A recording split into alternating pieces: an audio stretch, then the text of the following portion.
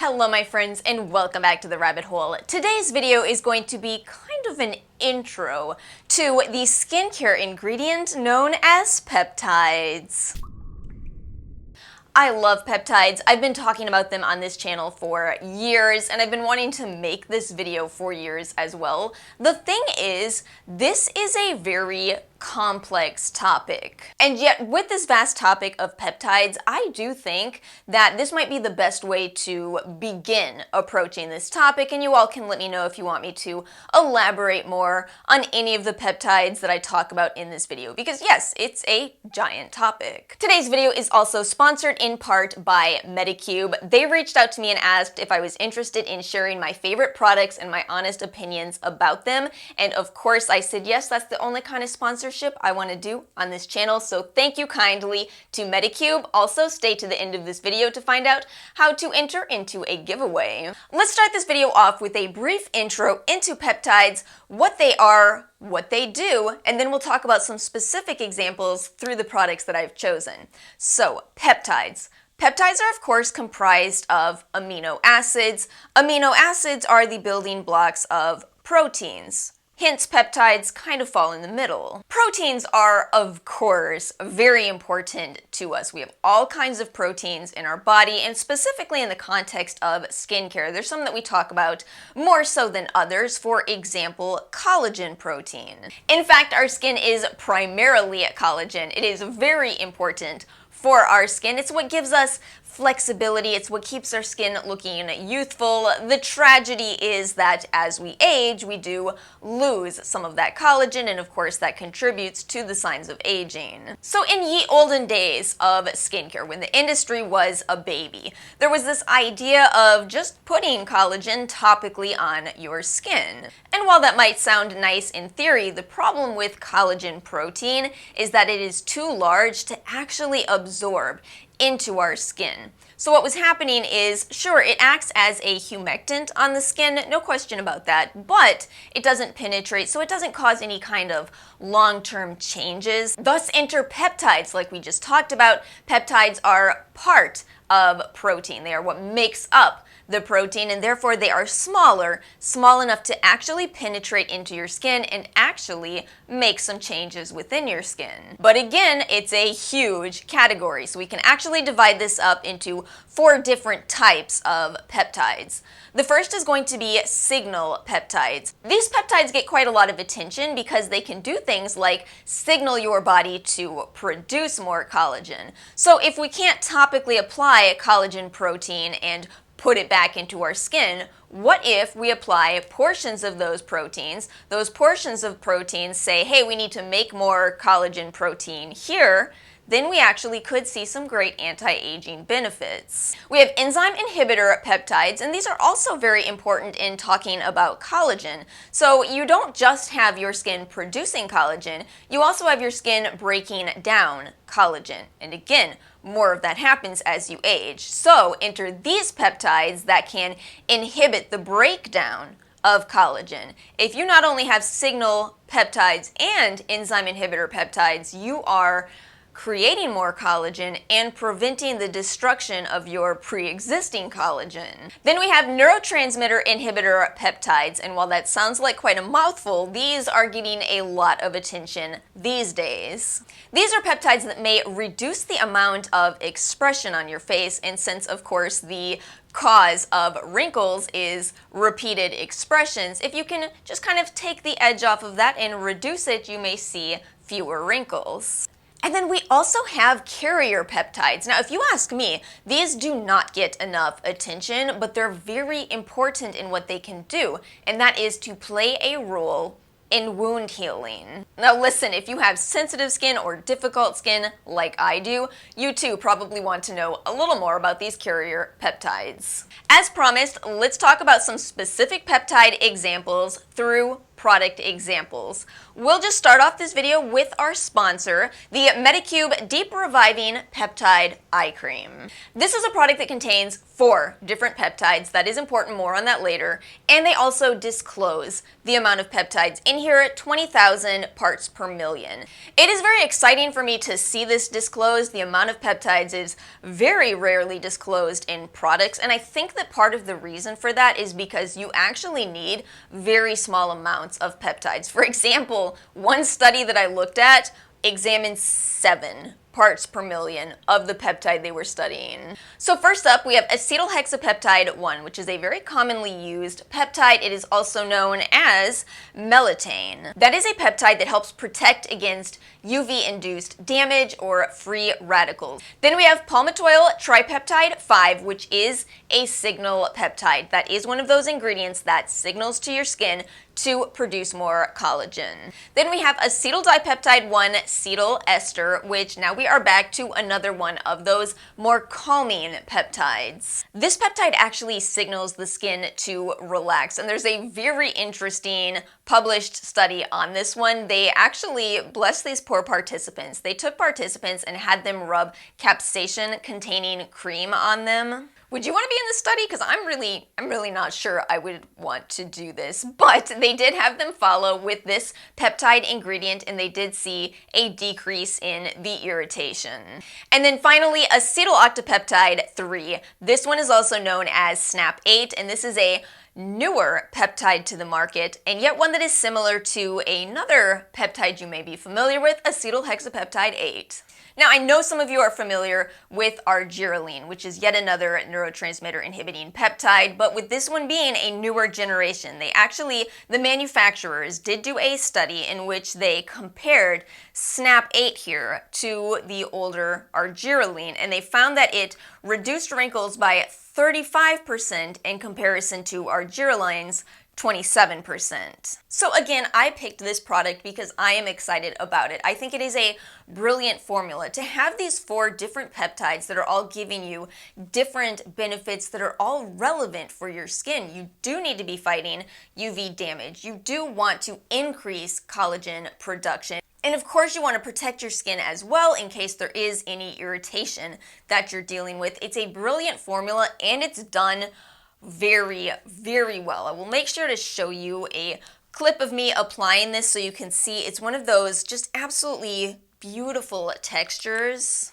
It is a product that just blends out beautifully. It blends out in seconds. It is incredibly easy and fast to apply, and it sits on your skin very nicely. It never feels heavy, and yet you also feel the occlusive protection on your skin. You feel that your skin is locking in water. This product is also a full fluid ounce, so it is a huge eye cream, and Medicube says that you can apply this anywhere that you want some extra peptide benefits. So if you want, like I do, to go ahead and take those benefits up to your forehead, you are certainly able to do that, and it still blends out very nicely there while giving you all of these benefits. Let's chat next about an old favorite. I have talked about this product on this channel for probably, I think, about 2 years. This is the number 7 Advanced Retinol 1.5% complex. This is a product that contains not only 1.5% retinol complex, it's 0.3% retinol. They do disclose it, I appreciate that. But also Matrixyl 3000.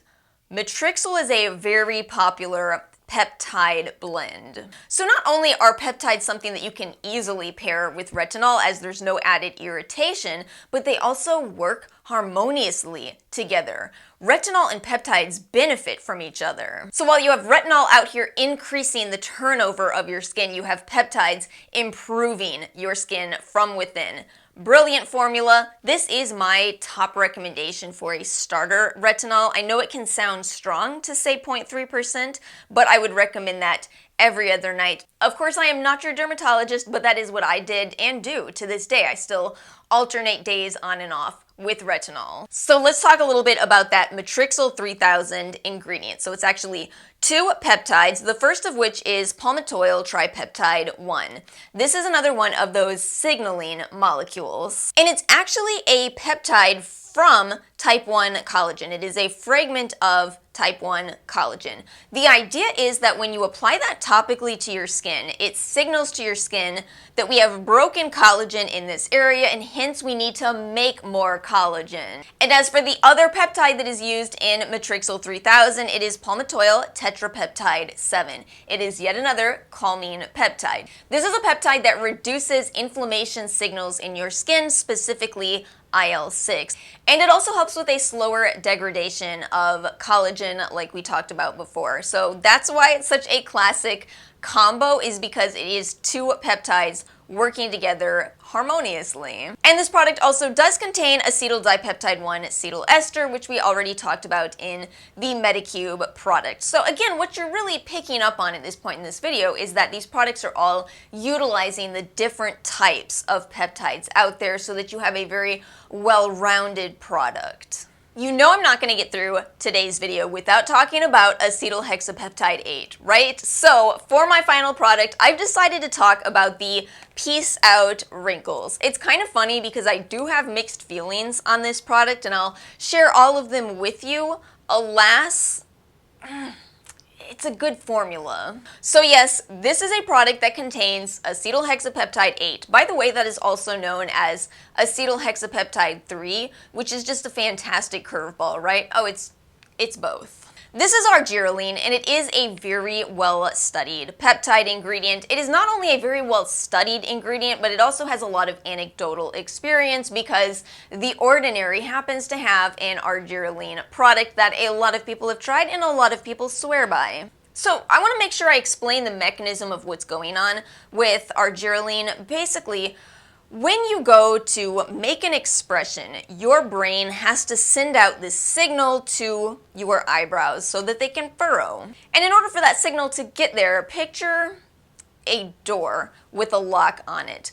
The signal has to open up the doors and get all the way to your brows. Now the theory with argireline from the beginning was, what if we can create a peptide that fits into those doors so that the doors are already opened and therefore a signal can't come in because we're already there blocking it. A good idea in theory. Does it actually work? Well, there have been in vivo on human studies that have seen up to a 17% decrease in wrinkles. So I think it's important to know that even though this is often called Botox-like, it's certainly not the same thing as Botox. It is not going to be as potent, but you know, hand in hand with that, I think it's so important to recognize that not everybody wants Botox. I sometimes see people say, no, you don't need to buy that, it's a waste of time, just get Botox. But, you know, again, that just doesn't work for every person out there, be it money constraints or be it intense fear of needles. So I think that these kind of products are either good complements to Botox or good substitutes for people who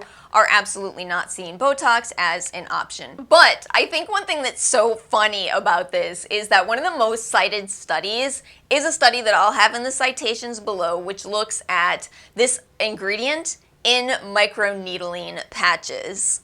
And then sometimes you see it cited on products that are not microneedling patches. I mean, okay, but it's not quite the same delivery system, which is the exact reason why not only I bought these in the first place, but why I've brought them out again today. The reason that study is cited so often is because it is a really well done study. It is placebo controlled, it is 52 participants, and not just all of that, but they saw results with one use.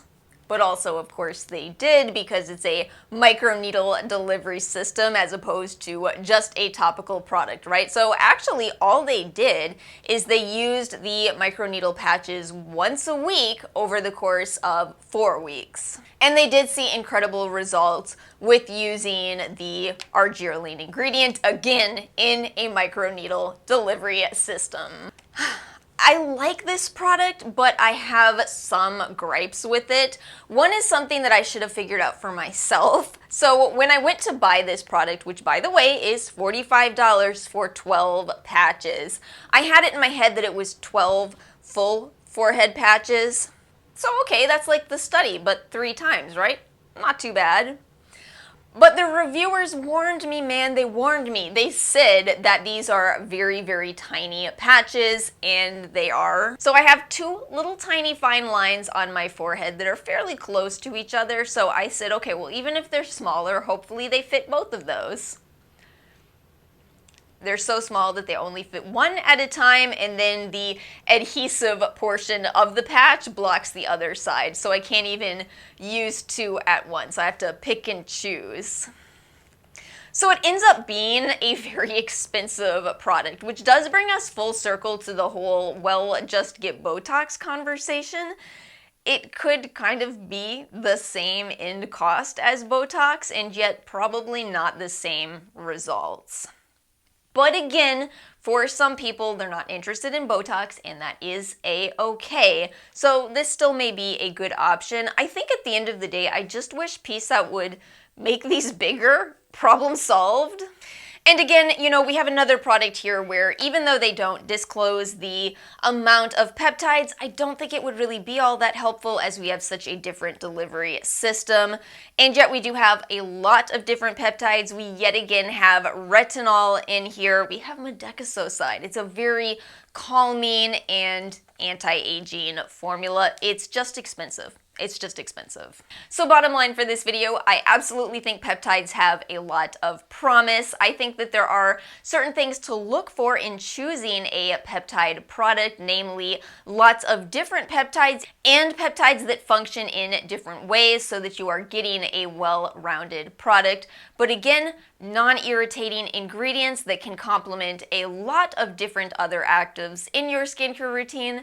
I think peptides are pretty rad ingredients. I hope this video was helpful. Do let me know in the comment section below if you're interested in seeing me delve even deeper into this topic, if you want more information on one specific peptide or a group of peptides. And as promised, a giveaway. This is a very simple giveaway to enter into, and it is an international giveaway, although check the description box below as some things are still going on in the world. There are certain countries that can and can't be shipped to, but it is quite a long list of countries that can be shipped to.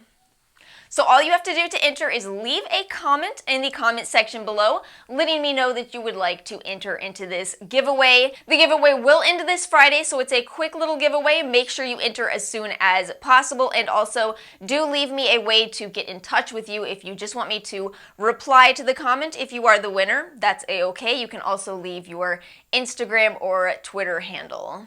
And that is it for today's video. Thank you so much for watching. Thank you again to Medicube for sponsoring today's video. If you liked this video, make sure to like and subscribe, and I will see you all next time.